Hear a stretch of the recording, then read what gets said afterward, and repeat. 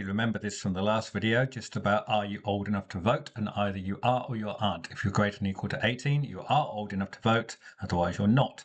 Let's do another extension of this. It's just one little change. I'm going to copy this and we're going to go to this statement and I'm going to paste it.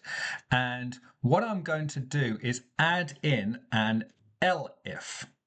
So back one level of indentation. This is like an if.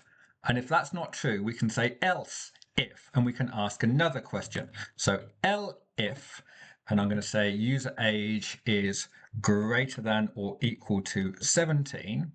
Now, if you're greater than or equal to 17, you can register to vote, but you can't vote. Print, and you can register to vote, but you can't vote. Can't vote yet.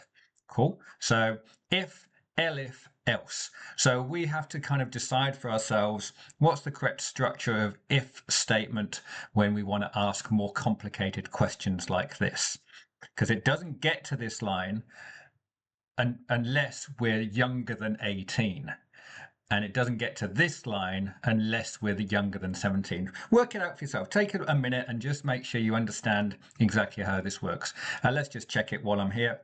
So if I say I am 19, I am old enough to vote. If I say I am 18, I am old enough to vote. If I say I am 17, I can register to vote, but I can't vote yet. And if I say I am 16, you are not yet old enough to vote.